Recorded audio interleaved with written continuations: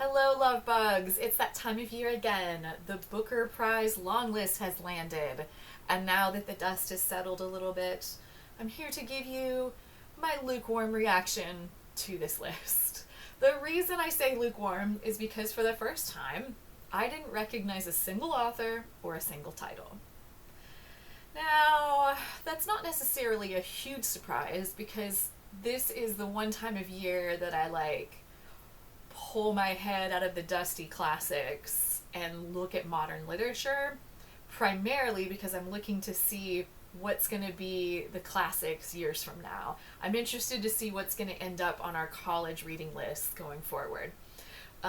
So my author pool hasn't changed much over the years.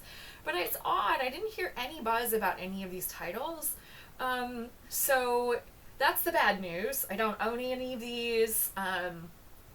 I'm not a big enough presence. I don't get net galleys or anything. Galleys, or anything. So I have no sneak peeks on any of these. I didn't own any of these books. I just like probably most of y'all, when the list came out is when I scrambled to see if I could get these books. So I'm coming at this super fresh. So that's the bad news. But the good news is that the reason I do this every year is the Booker always chooses, the Booker Prize inevitably has great books. I know I'm going to find a new great author. I know I'm going to find a title I love. This is never, in my experience, been a wash. So I'm looking forward to that. I also had a suspicion early on when the list of judges was announced that I may not be in as much alignment with the selections this year. It was just a hunch. And actually, there's a little bit of controversy. I may put the article, I'll try to remember to link the article, but The Guardian has mentioned that there's potentially some conflict of interest, potentially between one of the judges and Claire Adam. Long Forms is the title of her book that's on the long list. So I'll be curious to see how that plays out too. A little early Booker long list drama. Okay, so when the list came out, I did what probably the rest of y'all did, which was I got on my library's overdrive and was like, what is available? Y'all, there were only 4 titles available. This is really odd. Okay, so I come from a community of readers. My library has it all. This was really odd. It was super fun to watch the holds go up. So as they were announcing the titles and I was watching the reactions, the numbers were ticking up, and that was a lot of fun. So I'm glad that other people are interested and excited. But now I have to wait forever for these titles.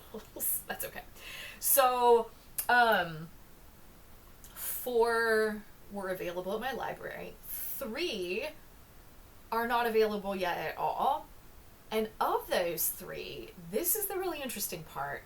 One of them, The Loneliness of Sonia and Sunny, it's a fruit fly, is not going to be out until, it's not slated to be published until after the prize winner is announced. So we're not going to get a chance to read it before the prize is announced. And that's a big bummer. And the other thing about that book is, from what I'm hearing, it's a brick. It's 600 plus pages, which is fantastic. I love a long book. The longer the better as far as I'm concerned.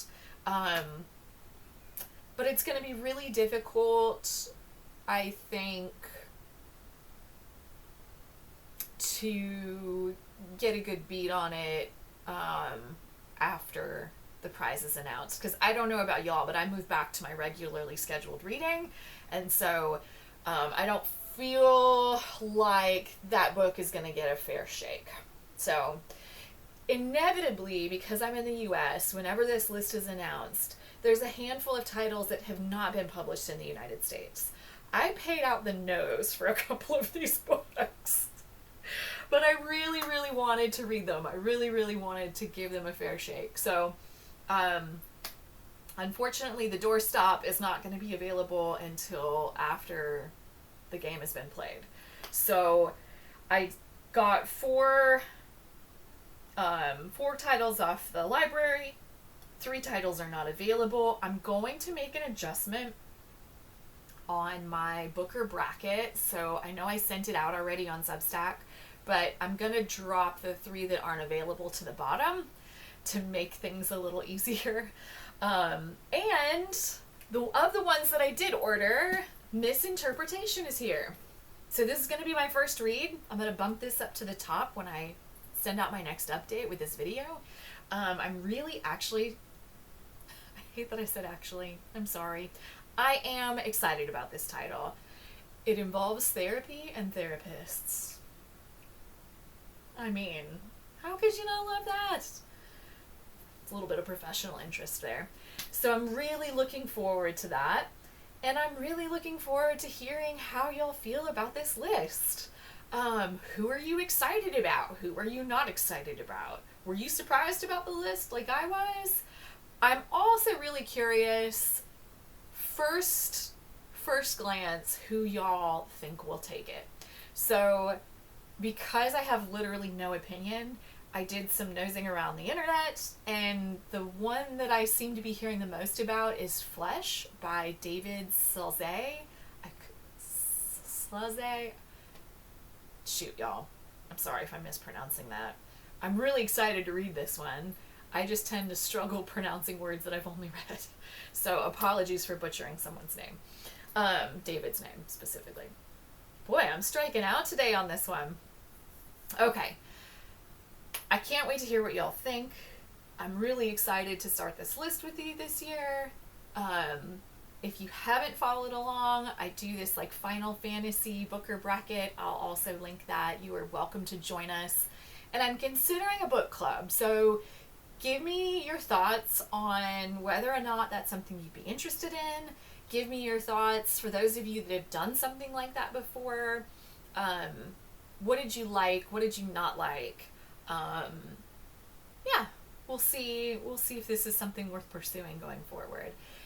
At any rate, thank you for being here. Thank you for watching these funny, like, one-off videos that I make in my bedroom. Actually, this isn't my bedroom. I don't sleep in here. My library. And I just appreciate you being here with me on this journey. So looking forward to hearing your opinions and looking forward to reading this list.